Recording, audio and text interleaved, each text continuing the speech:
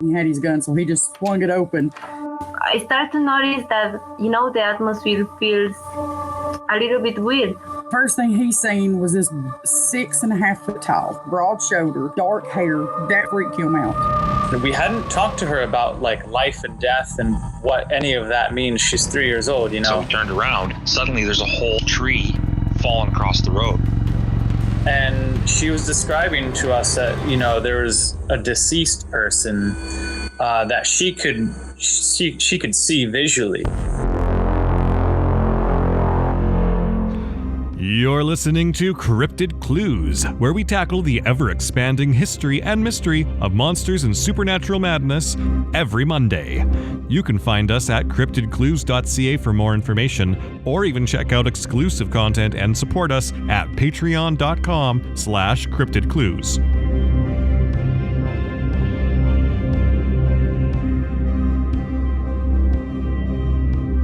Hello, ladies and gentlemen. Welcome back to this week's episode of Cryptid Clues.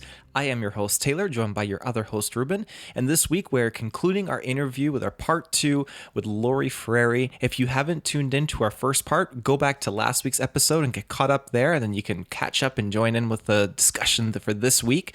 But without further ado, welcome back to the show, Lori. And let's keep talking. So the concept, in my opinion, of trying to understand and learn about all these things. Right. Why do you think everybody has been talking about disclosure for so many years? Okay. With regards to, let's just say UFOs as an example. Now, in my opinion, UFOs contain a lot of cryptid, right? Because you got, what are those swamp lights that appear? And It's an umbrella term at this point, in a sense, for a lot of things. Okay, so it's like, why are we waiting on somebody to declare disclosure? Who is that exactly? The government? For real? I mean, when did Roswell happen? And they're still sticking to the weather balloon story, right? Yeah. So, what do we need permission to disclose what happens to different people and experiences that they've had, or their beliefs and understanding about what they've observed, or why is it still fringe to say you saw a creature in the woods that suddenly, and you smelled it? How many people have talked about the horrific smell? Yeah. And you heard it and you sensed it. Our senses don't lie. I mean, how many times do your senses go off when there's absolutely nothing there, unless some other sense triggered it, like hearing or smelling or something else? Yeah. And so this whole genre of conspiracy theory, I mean, we all know that is a made up term coined by the CIA, right? And to belittle people and to make people feel stupid. It's a counterintelligence move that they've been using for 60, 70 years. And when people even say that word to conspiracy theorist to me, I can't help but laugh out loud, because how many conspiracies? I mean, do you even know what the word means? Have you even investigated the understanding, the dictionary definition of the word conspiracy? I mean, it's when two people or more conspire to do something that otherwise wouldn't be accepted by mainstream people. I mean, that's what it means. Okay. And so when you add it, conspiracy theory together, I mean, there's so many things that are not, that they call the theory a theory, that if we call ours a theory, it doesn't get to count. Like gravity is still a theory. Mm-hmm. Gravity has never been proven. Only mathematically can you prove gravity, but you can't even, numbers don't actually prove anything because they don't make anything. Do you understand what I'm saying? I understand the gravity of the situation. Okay, good. And kudos. And so when I got involved in the flat earth movement, okay, one of the things that classic globies, that's what we called them, okay, we were flatties, they were globies. Globies would say is, do you even gravity, dude? And like, I'm like, okay, wait a minute. Gravity, if it is an actual provable thing and can be defined, which it never has been, then it works just the same on a flat plane as it does on a round globe, right? Mm-hmm. And I believe that would bring us to that would bring us to density. Yes, density and buoyancy. I mean, come on. There's things that float that shouldn't if gravity made everything fall down, right? Mm-hmm. And so this is, you don't get to just cherry pick a few things and say that this creates proof of anything, right? So, for example, I don't believe that there is a satellite floating around out there going 17,500 miles an hour called the ISS. I don't think that's true. Oh, but I see it flying over, you can track it. Well, wait a minute. What was that thing that everybody just had a freak out about that China sent across to spy on the U.S.? That was a Satelloon. Yeah. Okay. It's using a balloon, a helium-filled balloon. You think you can't control the speed and the movement of a Satelloon? Of course you can. So my point is, all these films that they're showing us from people on the International Space Station floating around, you wouldn't believe there's people who specifically focus on that one thing. Just like maybe this guy focuses on Bigfoot or I've seen some of those ISS videos where they go through a door or something and then they just fade away at the very end, like they forgot to edit a frame. Right. Or they never go over the North Pole. It's always cut off. The feed is always cut at certain points. You can never watch it all the way through. Just interesting things that give you questions if you have an open mind. Well, you don't even have to have an open mind. I mean, there's film footage I've seen clips of where there's literally bubbles in space. Yeah. Air bubbles. Air bubbles can only form where? In water. In water. And where do they practice the ISS astronaut moving around outside of the ISS station?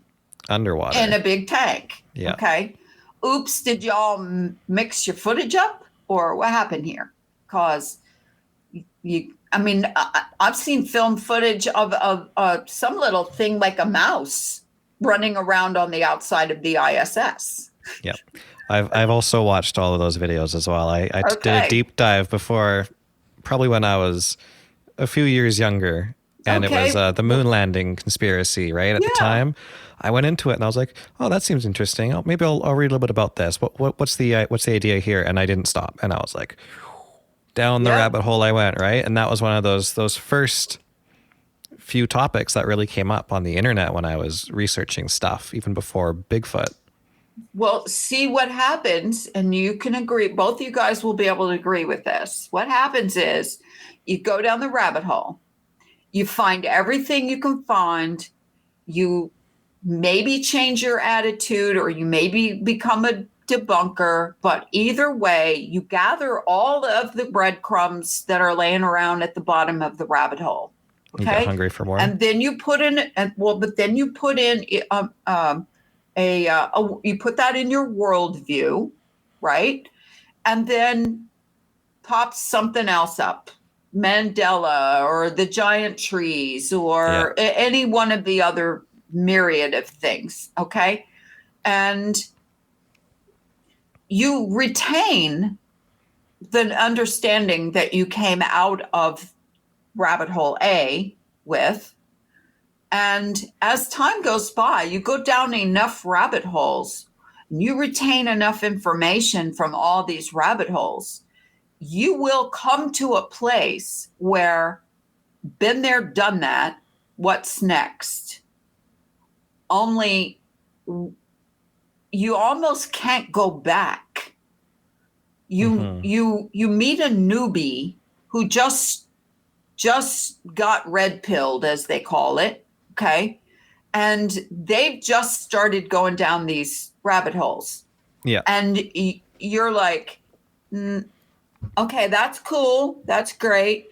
Would you like the Cliff's Notes version? Because I'll just go ahead and give it to you real quick. And then you can save yourself like 1,000 hours on that one. Okay. I can relate. But they don't want that. They really, they want to suck it all up because it becomes you just become this vacuum, right? Because it's what's really bizarre is all of the different things and reasons that somebody wakes up. They're hardly ever the same thing. Do you agree with that? Like, for example, this person ended up in the court system because they got divorced and they're fighting over their children or whatever the case may, or they got a DUI or something happened. Okay. So they instantly start learning about the crooked court system. And then that will inevitably lead them into some kind of a thing like, I don't trust the government or I don't trust the court system. And then there becomes this sort of snowball effect. Okay. And it's almost like in the Matrix movie where, like Neo leans back in the chair and they jack him in to learn how to fly a helicopter. Or no, he was jujitsu. I think it was the woman who learned to fly the helicopter. Yeah, okay. Did the karate there. Yeah. And so I many times would rather somebody go ahead and tell me, well, after your excursion, your 3-hour tour that turned into, years in this rabbit hole, what do you come out thinking or believing? Now, instantaneously, you can discover whether they got the cult version or whether they actually did the research themselves. Because if they got the cult version of whatever the rabbit hole is, because there's a cult version for every single one of them. Mm-hmm. If they got the cult version, they will use the cult terminology. They will use the cult talking points. Okay. And then you go, okay. You didn't actually research any of this. You downloaded the talking points and the terminology and the belief system and just accepted it. That is worse than what you just came from. Because you spent a whole lifetime gaining your worldview based on indoctrination and experiences and so on, but you just got the cult version of this thing, like Mandela effect or Tartaria or any of these things, any of them.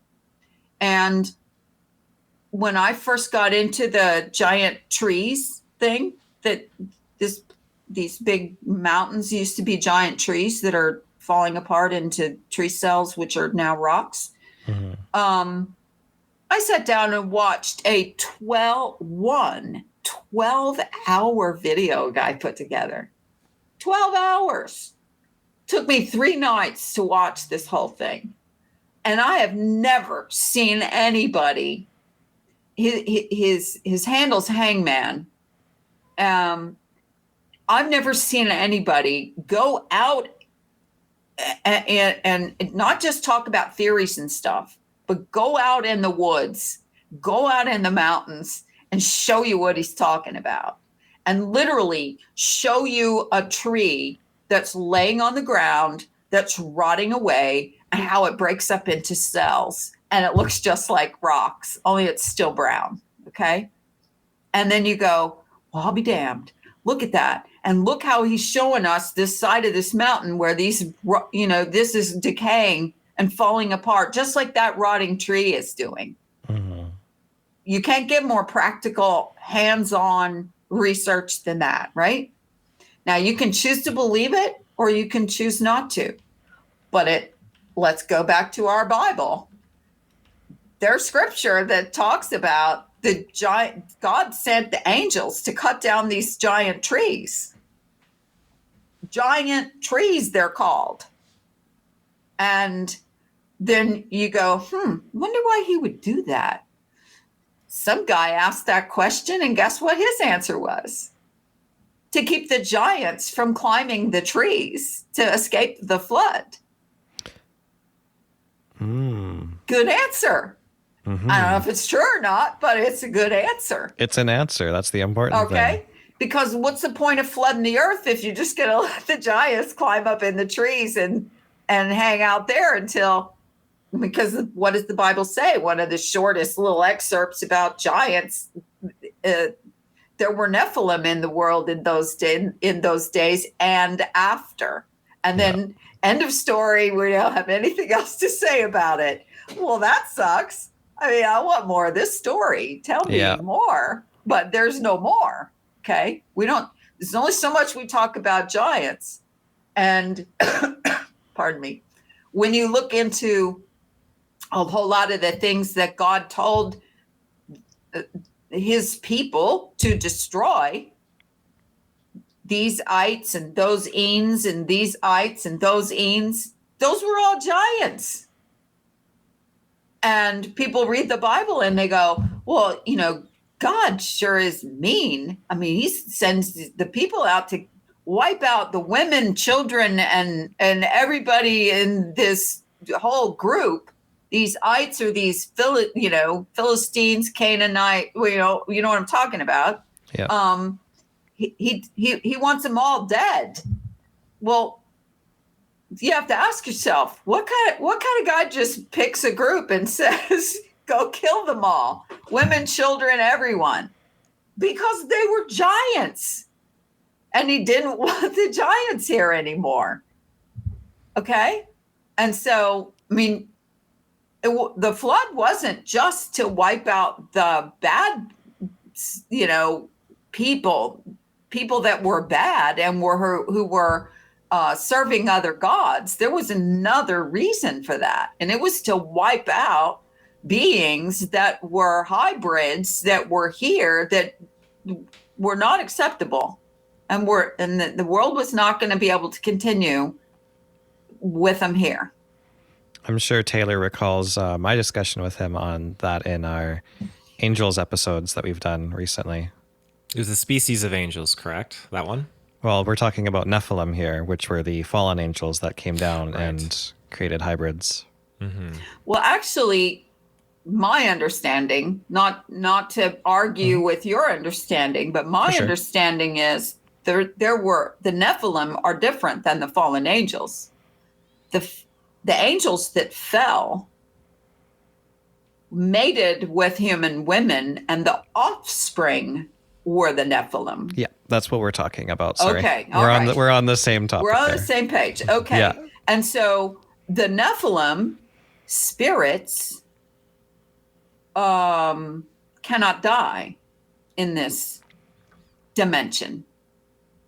So when their body dies, their spirits remain here, hence becoming what we formerly call demons. That's where the demons came from.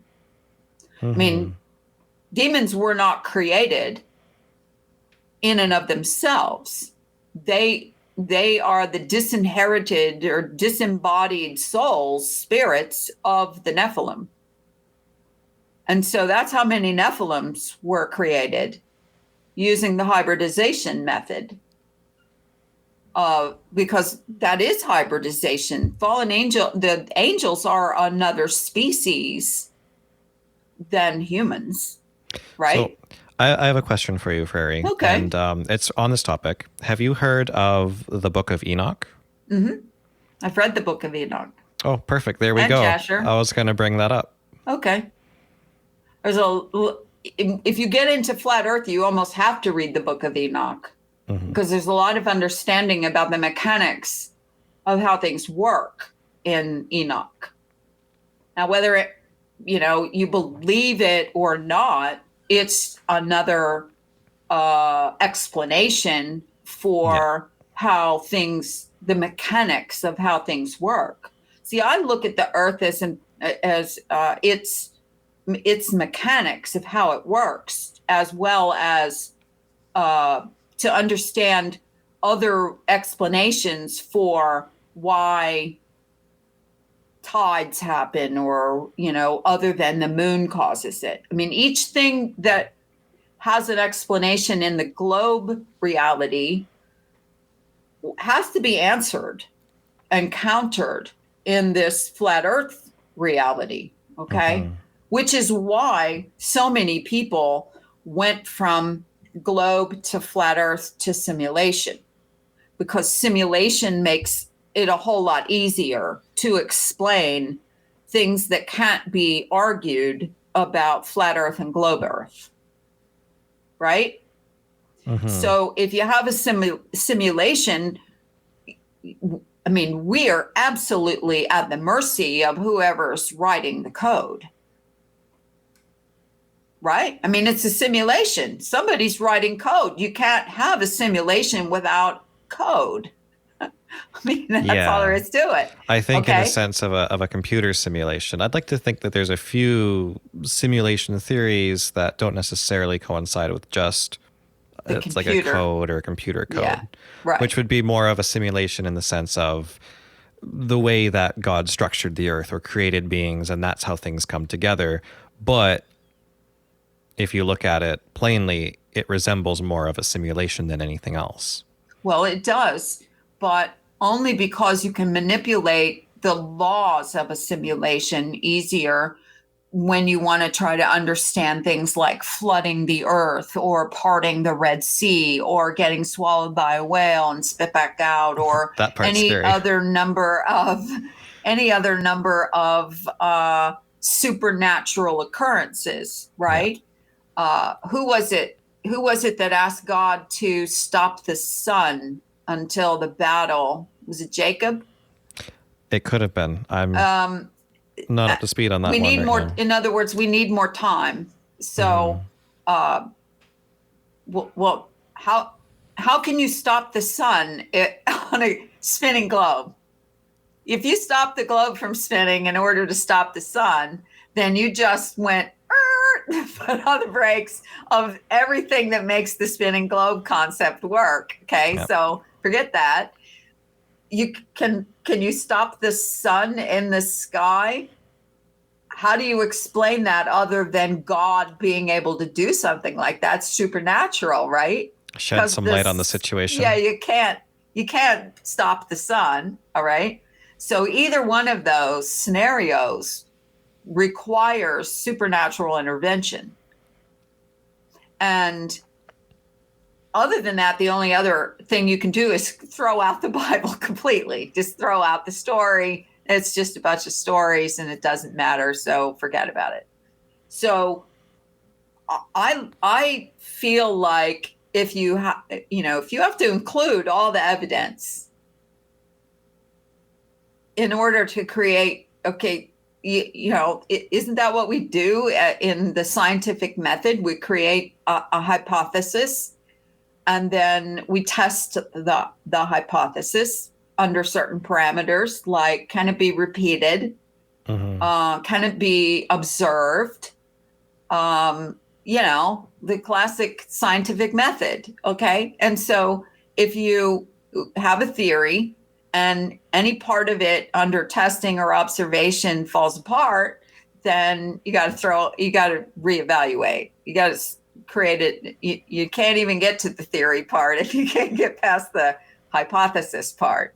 So that's why so many things about the globe Earth concept story falls apart for me, is because I can come up with all kinds of reasons for why this doesn't work and can't possibly be, unless it's a construct made to look like a spinning globe, but it's not actually going anywhere.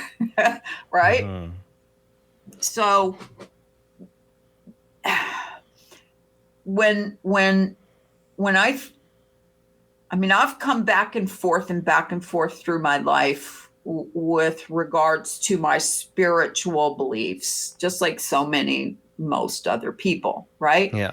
You start off as a kid and you get indoctrinated to whatever cultural religion belongs to your family and that, you were raised, like Catholic or Buddhist or whatever the case may be. If you're born in that place and that's what the majority of people have as their cultural religion, then that's what you're going to be until you are old enough to question it.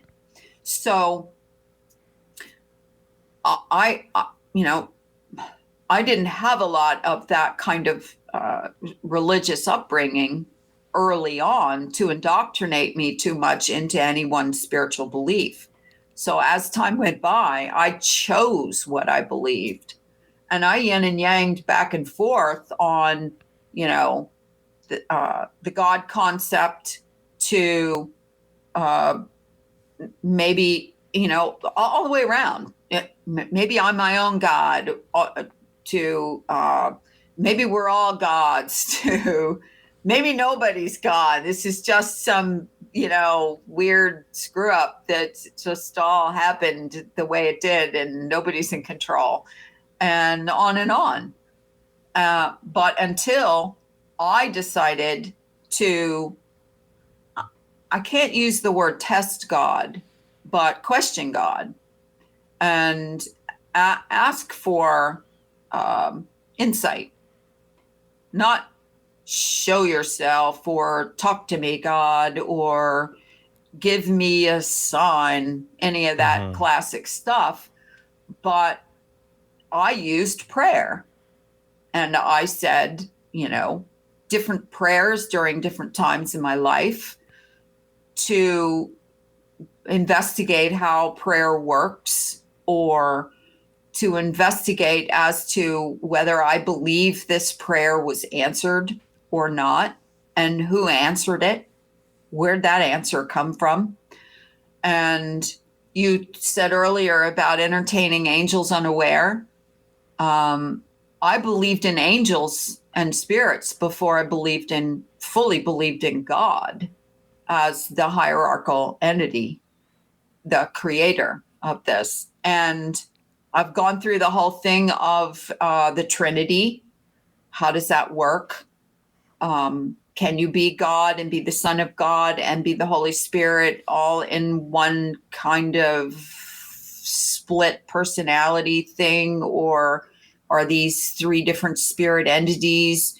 Or, I've asked all the questions, just like anybody who has delved into it. Mm-hmm. And I've come to the conclusion that I do believe there is a hierarchical God, and I don't get balled up in what his name is. I am, or Yahweh, or Yahushua, or any of the other that people come up with. And so many of the things that I asked for discernment about what I believe or what I think is based on, I want to make sure I don't believe in any, bullshit occult stuff or lies, satanic lies, because we all know if you believed in Satan or the devil at all, you know that there is an entity behind a whole lot of what's going on earth, and has been forever, since Adam handed over the lease in the garden. And so it soothes me to believe that God has a handle on all of this, all these dimensions, all this activity, that there really is such a thing as being omnipresent and omnipotent and what's the third one? Present, omnipotent. I mean, the word that came to my mind was omniscient, but omniscient, kind of already said that one. Omnipotent? Yeah, omnipotent. There you go. Okay. So how can you be in all things omnipresent? How can you be in all things unless all things are of you? Mm-hmm. Okay. And how can you be in all time? And that's a big one.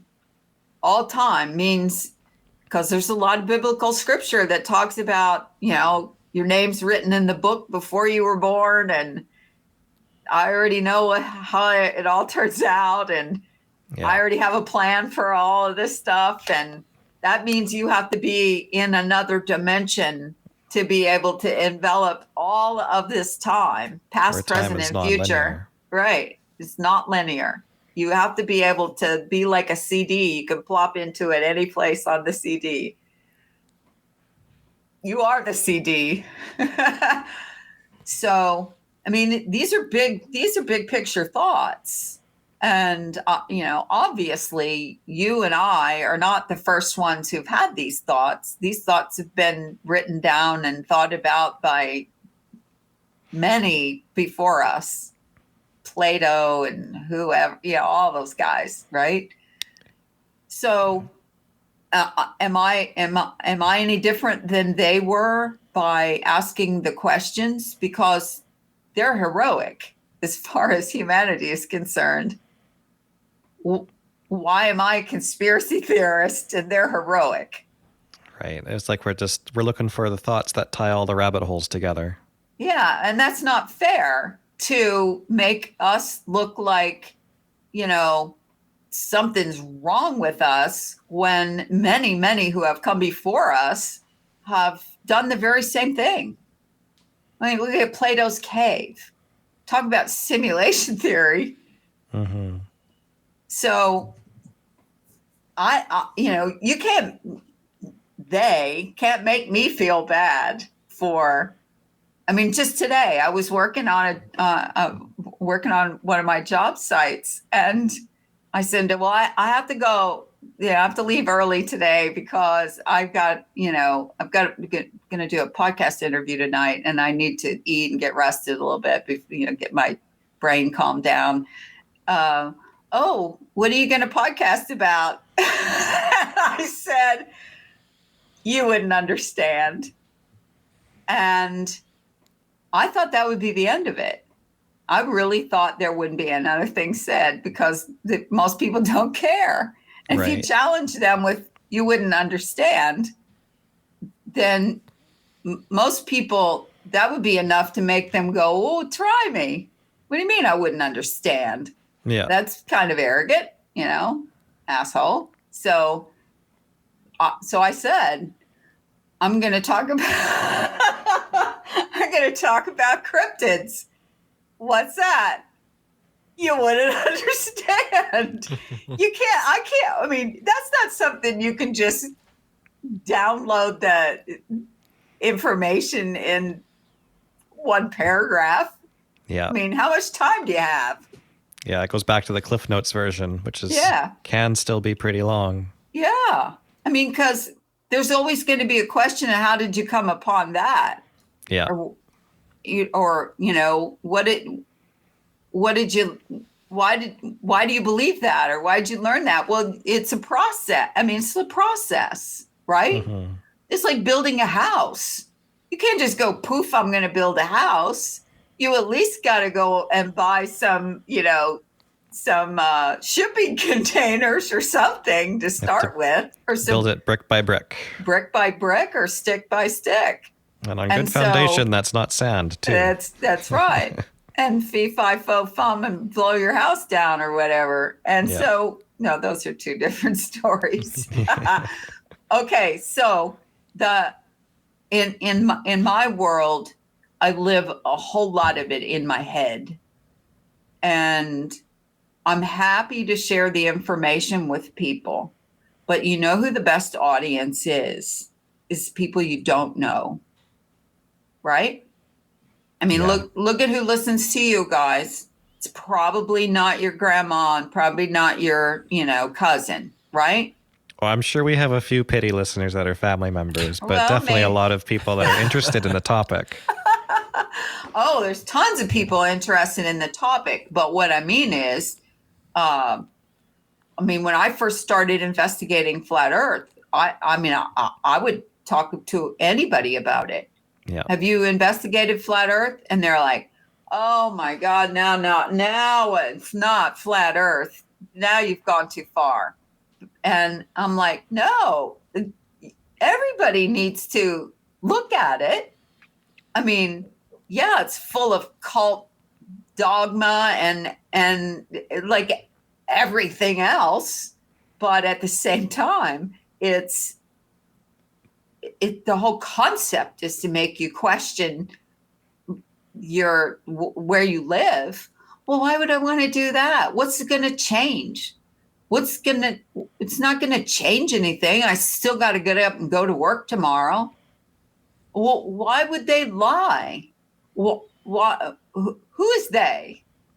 Nobody knows who they are. They is a whole lot of people who don't even know who they are. And they're complicit in carrying on lies that they don't even know are lies.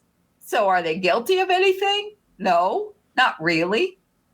But the more insider you are into anything, like any NASA punk should be asking a whole lot of questions, especially when their own people go on interviews and say, well, we'd go back to the moon in a nanosecond, but we don't have that technology anymore. That's a classic line now. What?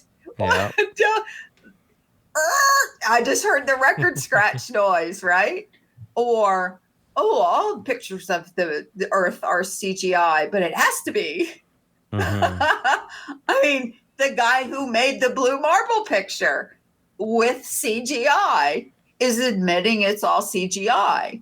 Well, let's just put up a whole bunch of pictures of Earth all side by side in a row. And have you ever seen the one where America is almost filling up the whole side? I'm pretty sure I have that one saved on my phone somewhere. I mean, it's like, wait a minute, where did everything else go? One of my favorites is a picture that's supposedly taken on the moon, and it's got Earth in the background. And if you just put it in any image editor and you just crank up the brightness, you see the square cutout. The pixelation, yes. The square cutout of where something was pasted, which, if you work with image editing tools, is a sure sign that it's not a part of the original photo. So why is it there? Well, so why did they do that? Yeah. I mean, no photo at all is better than a fake one, right? Mm-hmm. Okay. And so add to that, here's all these guys on the internet. Have you ever seen the picture of the dark side of the moon from the picture, the picture is supposed to be taken from the other side of the moon with Earth in the background, and the moon's covering the Earth. You seen that one? I've seen that one. It's so like light and bright, and you go, that looks like a 3D model. And so, the more of this kind of stuff you look at, the more you go, well, why are you doing photo image? Why are you why are you using CGI at all? I mean, if you can't take a real picture, then don't show us anything. I mean, I'd rather see nothing. And especially every so many months, we get our imagery from Mars. We can't go back to the moon, but we got little bots traveling around on Mars, right? And something, what's the one that was sent off decades ago is, gone around Pluto and coming back or whatever. And so, after a while, you just stop looking at it. It's boring.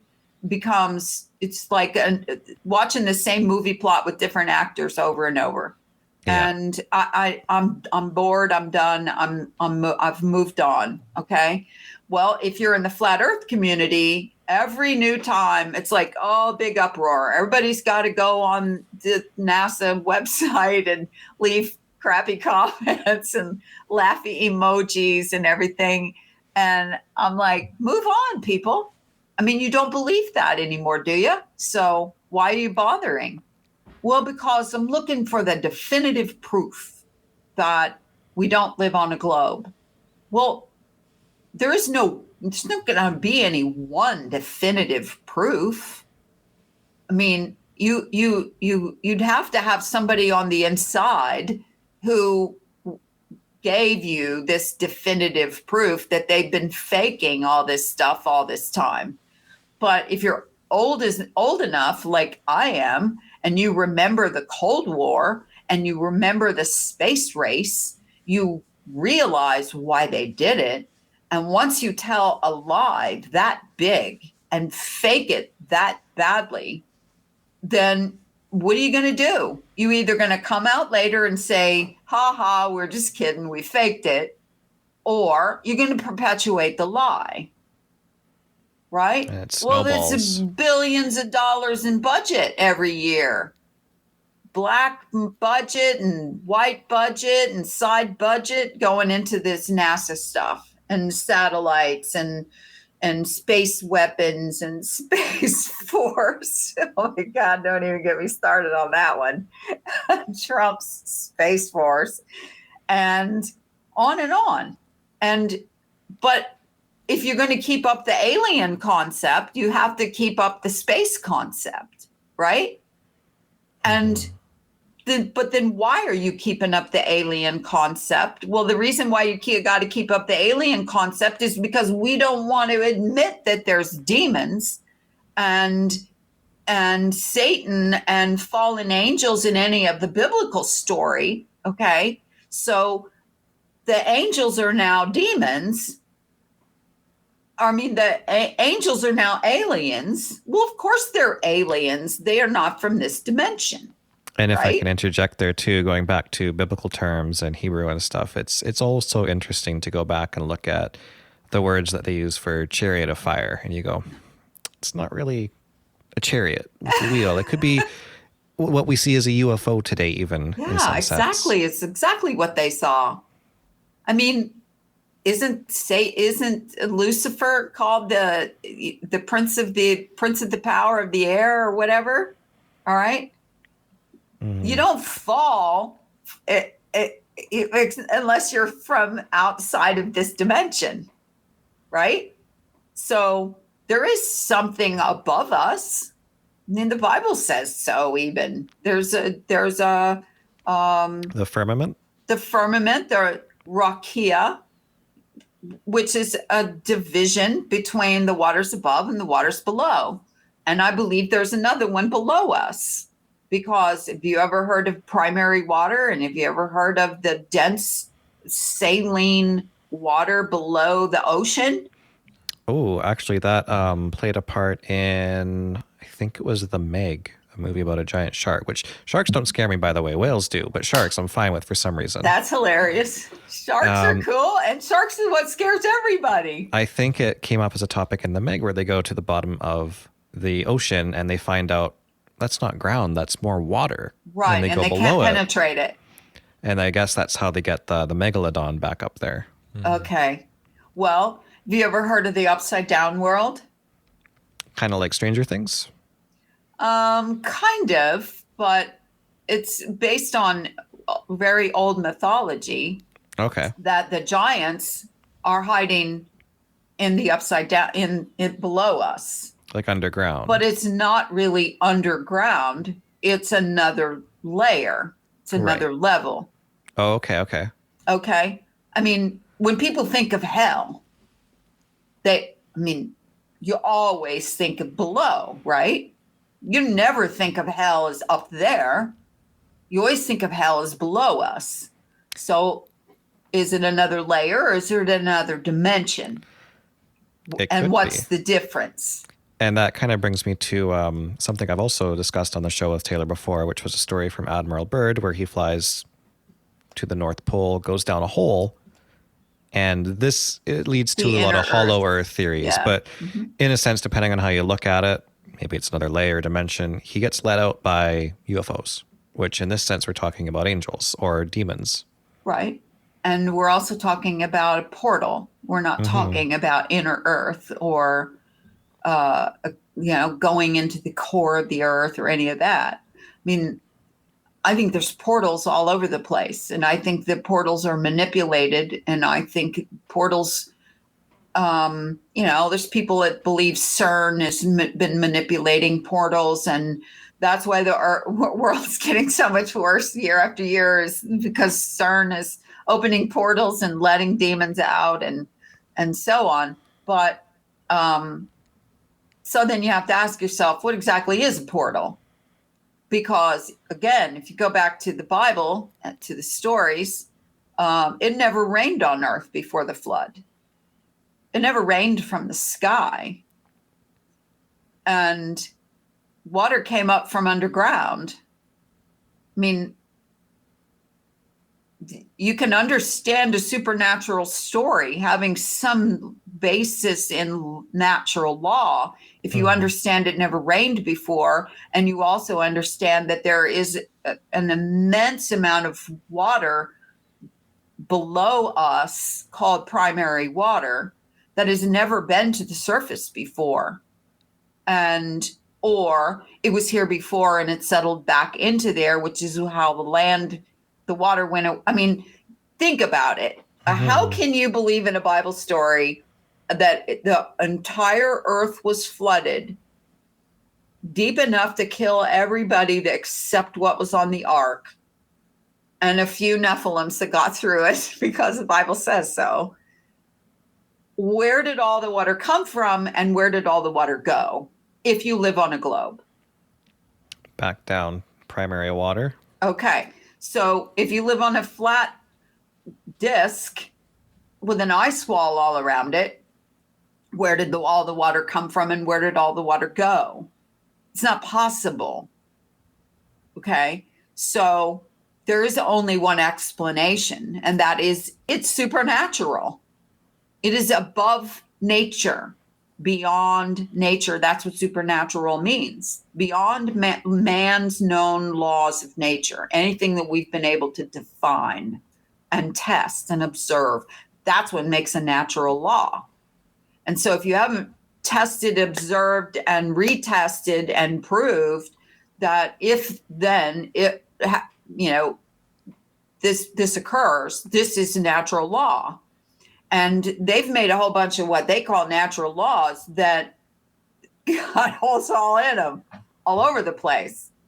I mean, plate tectonics. Do you know that there is a mountain that is growing, and I believe it's either Italy or Greece? And it's growing, okay? And they make this big deal about this mountain is growing. And you go, well, how much is it growing? Well, it's like a quarter of an inch a year.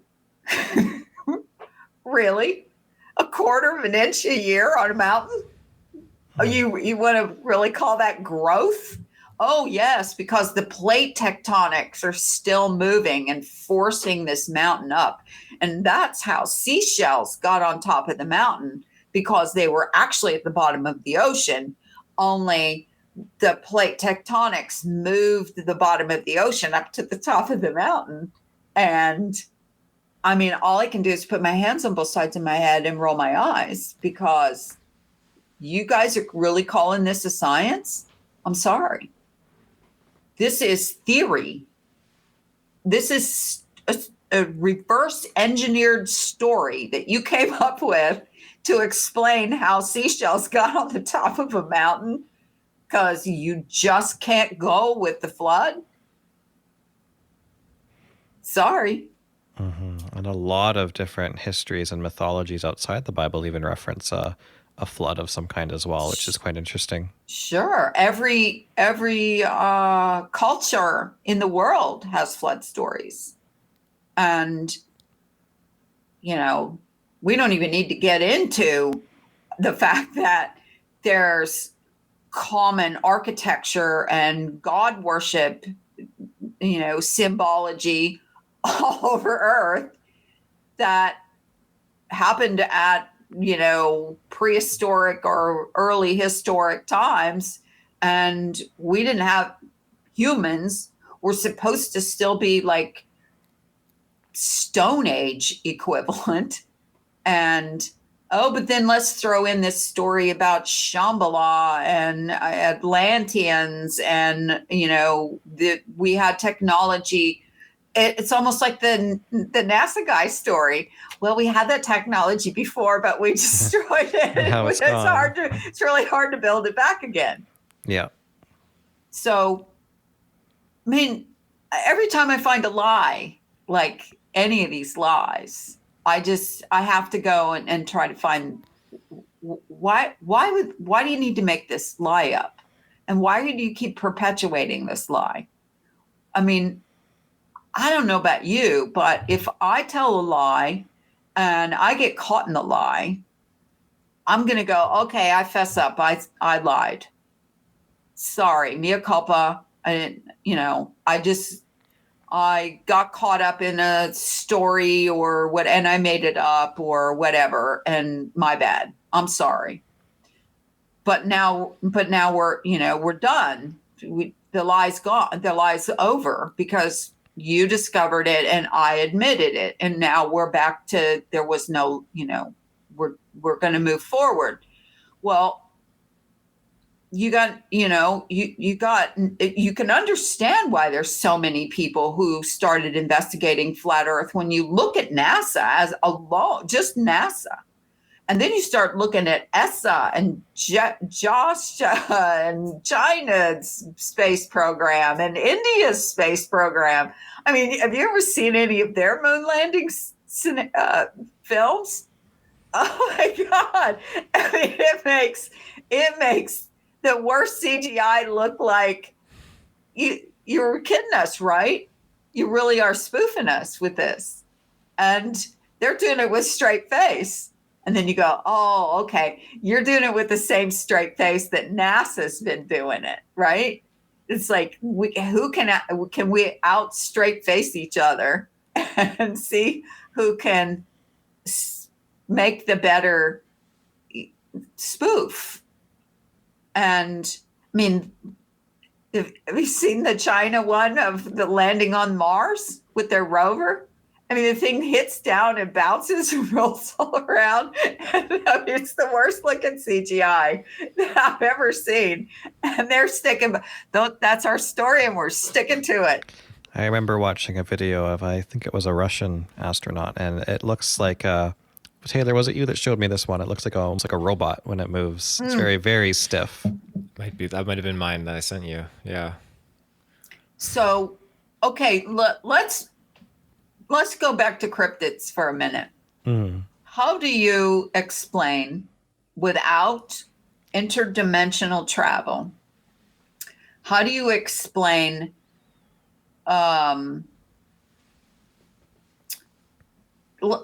we'll just use the most known one, Bigfoot. Sure. How do any Yeti, Bigfoot, the big muddy monster, any of them, how do you explain that they can be seen by people, sometimes groups of people. It's not always loners. Correct. And then just be gone and not seen in that area again, other than interdimensional portal travel. Definitely takes it back to a supernatural sense even as well. And fairies and the fae. Have you done much research into the fae, F-A-E? Mm-hmm. Okay. Those stories are all over the world. Every culture has fae. What's the one that's Jinn, Jinn? Yeah. Every culture has these beings. Some of them look like what we would, by modern day terms, call hybrids. Okay.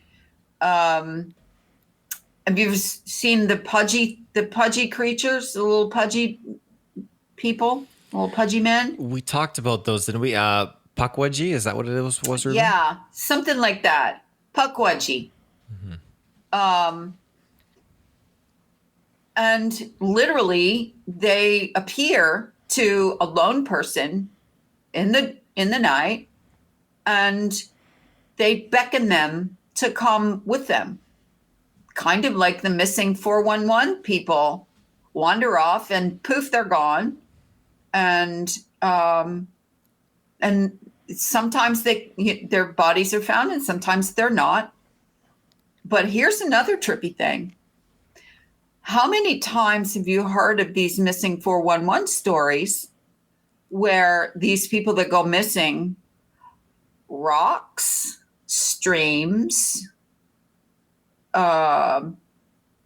rugged ground, like national forest, or deep forest, rocky terrain, almost always water, and rocks, giant tree remains. Okay. And they're most of the time either demonic or have ill intent toward the people that they, capture or see or take away or whatever the case may be. How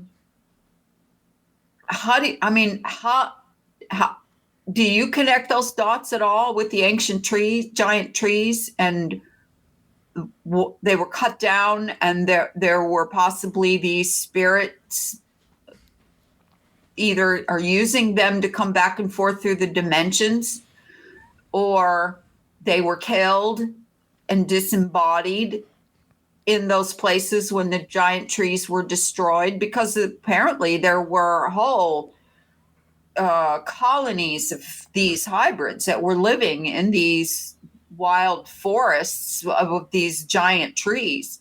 I mean, some of these trees were supposed to be miles and miles and miles high that Makes were me cut think down. of Jack and the Beanstalk kind of Yeah. thing.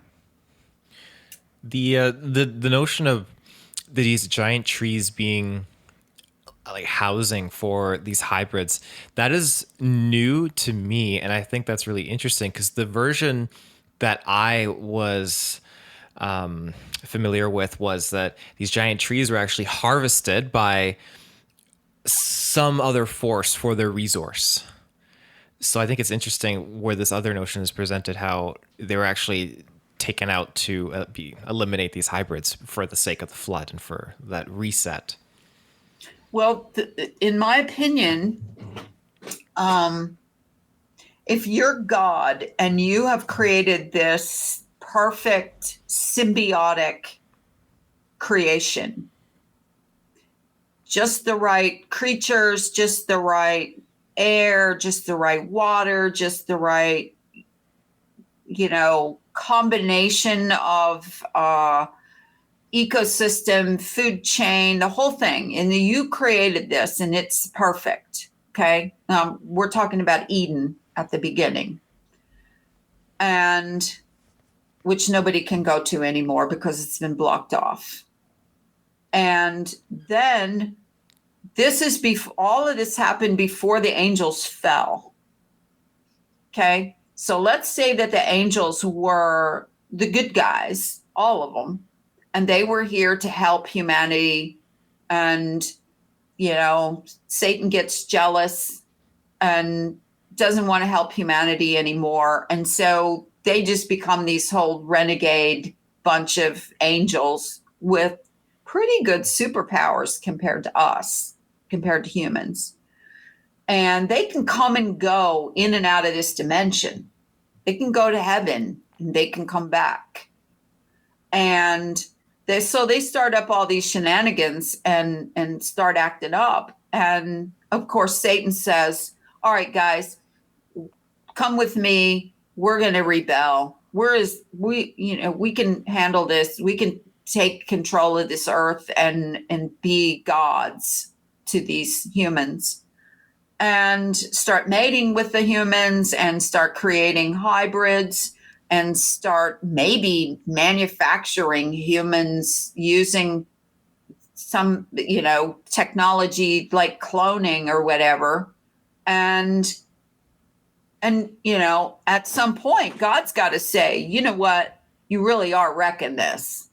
You're just wrecking this place. And I am God and I am the creator and I decide who gets to be here, who gets to live here.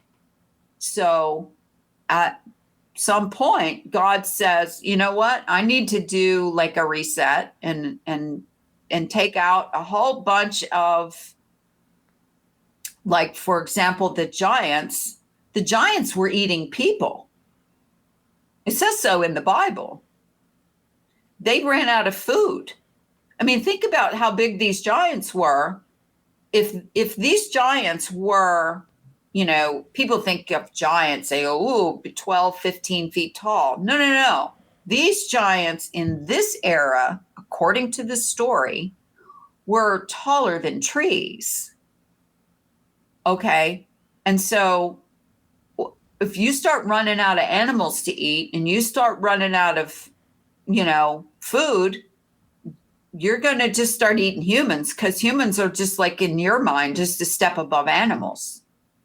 So at some point, I believe God had to put his foot down and say, sorry, you guys have run completely amok here. And I not only have to kill you, but I have to kill your offspring. It's become a giant problem. Yeah, a giant problem. Oh, Reuben, you got that dry sense of humor. Yep. So, I mean, I don't have a problem with any of this reset stuff, or that these trees were giant, or that everything was giant. I mean, what if everything was giant before the flood? Mm-hmm. You mentioned that earlier where you said, well, maybe it was like scaled down a little bit.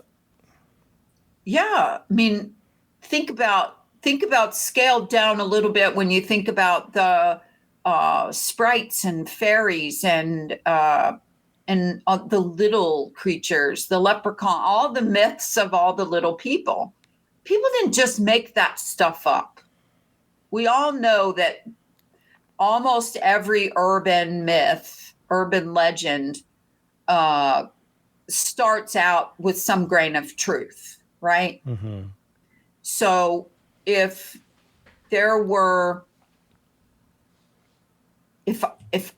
I was God, I think I would think it was cool to have, just keep creating, come up with all kinds of things. Big bugs, little bugs, big animals, little animals. Why would it be any different to have big humanoids and little humanoids and even smaller ones? I don't have a problem with that. And maybe some got wiped out, and maybe some went to another dimension. I mean, there have been people who have seen some of these interdimensional fairy beings who have literally said some forms can't die. Other forms can die in our dimension and in their own dimension. But they know that they're damned. they cannot be saved because of where they come from. And so they know they have a limited amount of time. If there is an end to this story, I mean, how many people have you heard lately talking about, man, if there's ever a time that it seems like end times, this is it. Mm-hmm. I mean, I know people have talked about it forever, but more now than ever, especially because they see all of these correlations with Book of Revelation and other prophetic teachings. So I try not to get too sucked in, I guess the word is, to the investigation of the cryptid concept, only because I believe that either they're not supposed to be here and they're getting in here somehow, or they, whatever it is, they're up to no good. Right. Right. And so why tinker with something that could easily be demonic? Yeah. Yeah. Is that demonic? And is that going to lead to more demonic if you get too much into it, you know? So an interesting thing that I read with people is they claim, like, why don't you follow the footprints? When you see a Bigfoot or you find tracks, why don't you follow them and see where they go? And people claim, like, okay, this thing probably knows that it's being followed. It's going to outpace you. It's going to get out of there. But for the most part, a lot of people say they follow these tracks in the snow, and then just like that, they're gone. It could be 5 tracks. It could be 20 tracks. But then all of a sudden, they just disappear and vanish. So then you have to wonder, okay, what is that kind of thing that they're slipping in and out of? Well, I mean, how many time travel shows have we seen where they either use a portal concept, okay, which is like created by some massive amount of energy they create, or something, you know, a machine that vortexes, what is it, Stranger Things has a portal between the two worlds, and the worlds are exactly the same, only one's, you know, dark and gray and dreary and scary, and the other one, but they look the same otherwise. So the last thing I would ever do is follow Bigfoot tracks, ever. I mean, if he's willing to walk away, I'm willing to walk away, because I have heard of too many stories. If you listen to any missing 411, where people talk about their, you know, Bigfoot experiences, they can get really mean and angry if you invade their territory. And what's the place?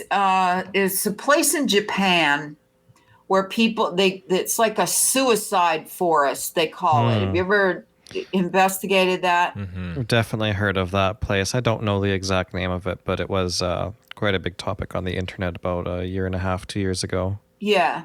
And like, I mean, how can a place have this whole like negative, bad energy feeling in it if it's not manifesting it from energy beings of some kind? Okay, because nature in and of itself is not negative, right? So, but every time I come into one of these things, ding ding ding in my head goes forest once again. And forests grow on top of these former forests, which were the giant trees. I mean, if you go look, if you understand that these big rock formations are former trees, And right on top of them are growing thousands of baby trees of the same kind that probably was the tree beneath. Okay? Like pine forests or cypress forests, or, I can go on. And so the tree that grows on the rocks, that is the mountain or flattened out mountain at that point, is the same kind of tree that tree was. It's just a mini version. And so then the other thing is, when you get into understanding that, where do most of the rivers and streams come from? They come from the former trees, the rocks. And they try to tell you, oh, it's this pressure underneath and it's forcing the water up. And, think about all the waterfalls you've seen in the world. Okay, pictures of waterfalls. All right. And they're coming down from someplace. And you go, where's all that water coming from? I mean, we're like Niagara Falls. I mean, how many million gallons of water is constantly, for how long, been pumping up out of Niagara Falls, or to create Niagara Falls? But the head of it, the origination point, is like from underground, right? It's not from ice melting down mountains and snow caps. It's water coming up from underground. And where's that water coming from? And what's causing it to come up there? Well, as far as I'm concerned, it's what the trees used to live on, the giant trees. It's the primary water from way deep below. It's not the aquifers, which is water from above seeping back down into the earth and settling in an aquifer. It's primary water coming up from way deeper than that.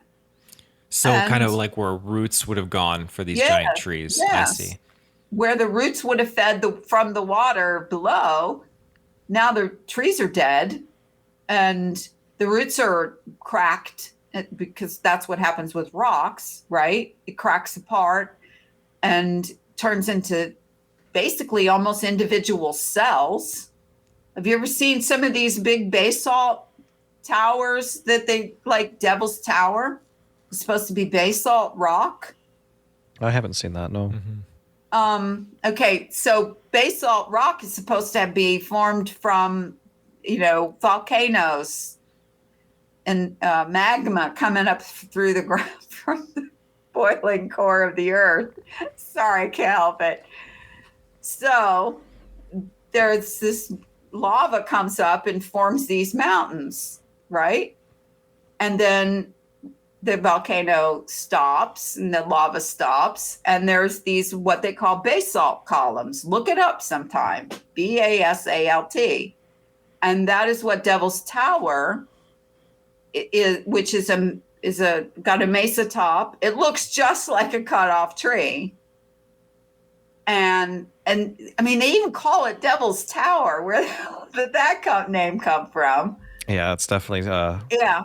And you can see you know what buttress roots are on a tree? I know of the They're word like in the big fat, it's like the trunk of the tree, and then like those big fat roots that are on top of the ground that you can really tell that they are holding the tree up for wind and so on.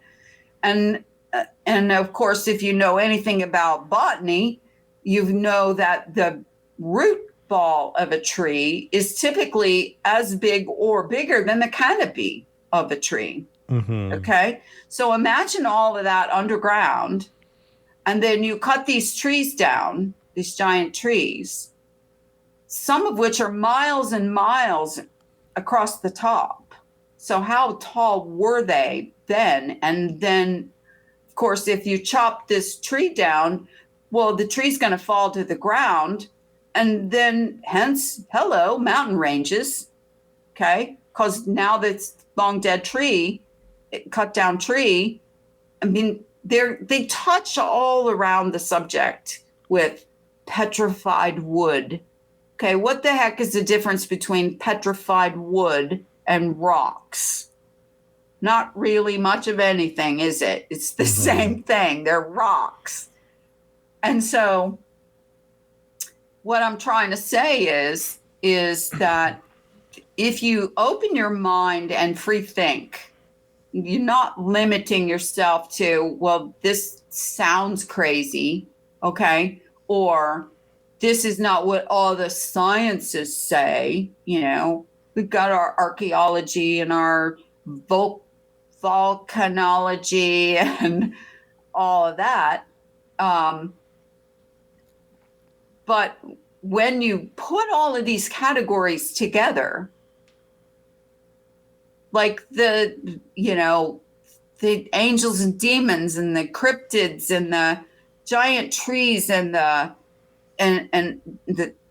all of it, then you can kind of start to go, okay, either I'm completely crazy and I'm connecting dots that just don't connect, or they all have a thread running between them of some kind, some bridge that got separated on purpose. Like they made all these sciences to reverse engineer all of these theories to support this spinning globe flying through space. I mean, have you ever looked at the numbers they're talking about? The Some size crazy of the numbers sun, out there, yeah. the size of this whole thing is moving, and it's not just spinning and moving. It's vortexing, all spiraling together. And come on, how can you prove any of that?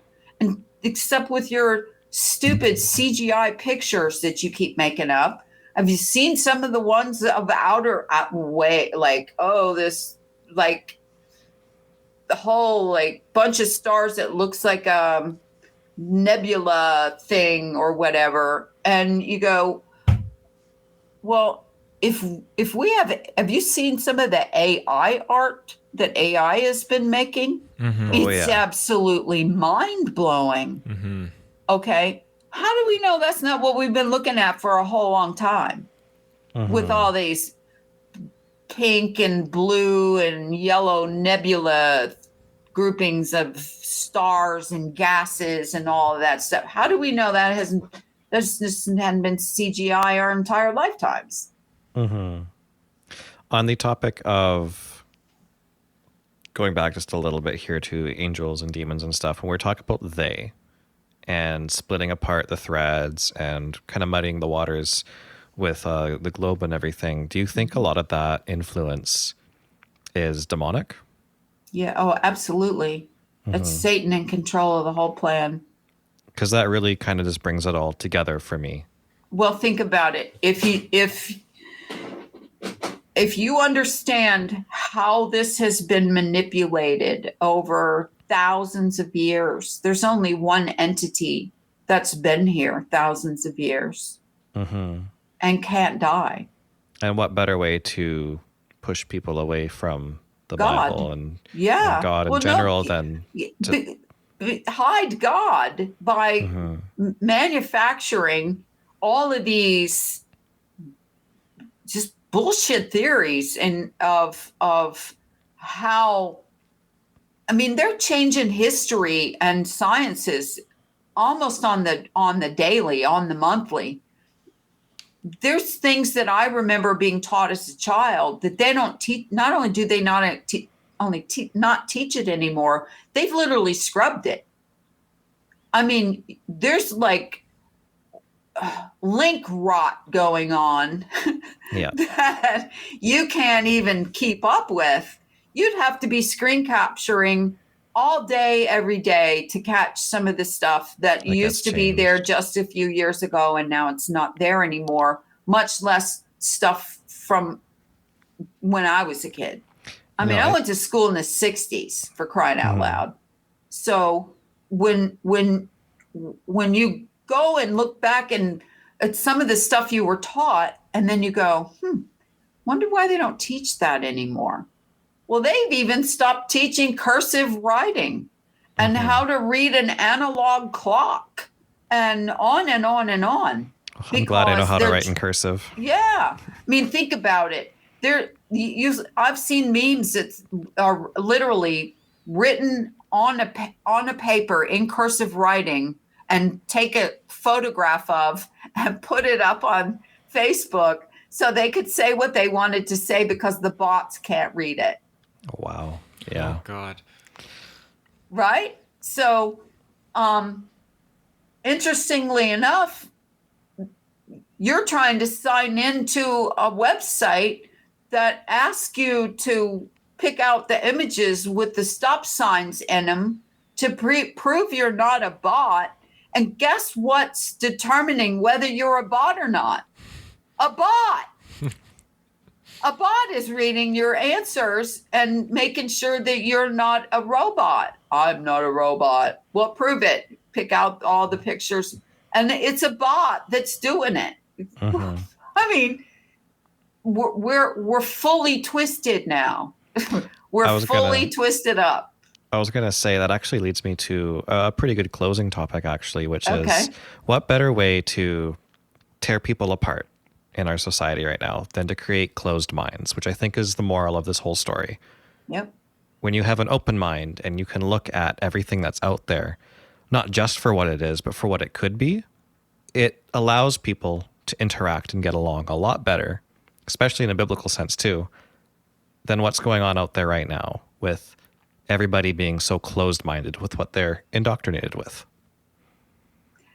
I couldn't have said that better myself, because I see it. I've watched it grow from, I mean, here's a funny one. When I first got involved in looking into conspiracy theories and truth, guess what we were called? Woke. Mm-hmm. Are you woke, man? And now, in just a decade, the word, you can't use the word woke. You have to say, I'm awake, or I'm a truther, or whatever. You can't say woke because it's got an entirely different meaning. Mm-hmm. And so I can't keep up.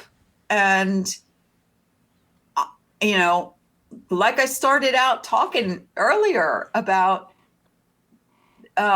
things you can't talk about. It used to be politics and religion, and mostly those two, politics and religion. Now people talk about politics all day long. How many YouTube channels are focused 100% on left-right politics? Yeah. Okay. And they're feeding their own cults. And so the more that happens, the less I'm interested. Mm-hmm.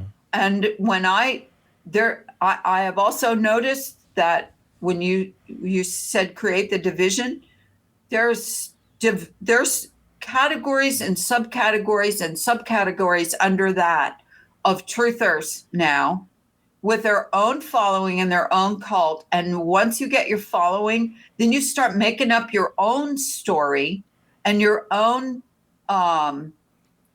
scenario. Like this, I won't even bring myself to say his name, but there is a guy that came out of nowhere. He says he didn't come out of nowhere. He's been around for years, but he did some prison time, like 20 something years. And while he was in prison, he read all these books, 1,300 old esoteric and archaic books, and developed this whole theory about that we live in a simulation, that we're all in a spaceship, and that there's this event that happens every so many years, and another one's going to happen in like 2040 something or whatever. And he's throwing the entire caboodle into the salad bowl and making up his own theory, which is fine. Give anybody kudos if they want to make up their own theory. Mm-hmm. But the problem is that just like every other one of these cult creator creatures that's come along over the years I've been truthing. They create their cult, their following, and those people suck up that person's dogma, and that's now their new worldview, and they're done. They need not do any more research. They just need to follow this guru, this new cult leader, and it just keeps happening over and over. The same thing happened. I spotted it first in Flat Earth when I first got involved in that, because there were 3 guys with 3 different theories, each competing with each other for followers. And I saw it right off the bat, and I'm like, I see how this whole scenario works and builds on the internet, especially on YouTube, with just follow the leader and they'll tell you what's going on in the world and what you should think and what you should believe. And we'll make up a name for you, for our group, like Flat Earthers or Phoenix believers or whatever the, cult of the moment is. So I don't know that anything can be done about it. It's kind of like that mass psychosis thing that, people talked about a year and a half ago, mass psychosis syndrome or something. And I really don't know if anything can be done about it. And I try to tell people to have your own beliefs, have your own thoughts, verify what you believe over and over again, keep your mind open, be ready to, take on some new information. And for God's sakes, if somebody sounds authentic and like they are confident about what they're talking about and that they can show you the research that they've done, at least hear them out. Right? I agree. I commend you guys for keeping on, just keep putting it out there, keep talking, and whether it's just between you two or having guests or whatever the case may be, but just keep pursuing the true information and don't even back down the least little bit about putting it out there and saying it, because the AI is already listening to everyone anyway. And whether they can stop it or not, whether they can stop us from communicating with each other or whether they just start shutting people down like us down sooner or later, which wouldn't surprise me. But yeah, the answer to your question is it's Satan, and it's always been Satan at the head of this pyramid. And there's no other being that could perpetuate through this much time with this great of a plan, with this much organization and patience, because he also knows that there is a limited amount of time. But he doesn't know. Nobody knows when the end comes. And so the more you don't know when the end comes, the more, empowered you would feel that I've been let go this long, might as well keep going because nobody stopped me and my minions yet. The more complacent you can make people, the more division you can cause. Sure. But the important thing is to keep spreading the word of the open mind so that people can find their truth. Absolutely. I agree. Thanks, you guys, for taking the time to chat with me and kind of get outside your own box and kind of delve off into something else. And maybe hopefully we can do this again, and absolutely I'll put it on my channel and we'll get you some more listeners and viewers and whatever. I only do audio podcasting, as handsome as both of you are. Well, thank you. I think it would be fun for me to be in your seat and you be in mine. Absolutely. And it's been a pleasure having you on our show, Frary. Thank you so much for joining us today. All right. And just before you depart, was there any tag name or like source you wanted to shout out so people could find you? My website is lorifrary.com. And if you see my last name or can spell my last name, you'll probably find it. I also have flatearthconspiracy.com. And I have a podcast on all podcast platforms called Pressure Valve with Lori Frary. So they can find hundreds of shows to listen to on any of those topics.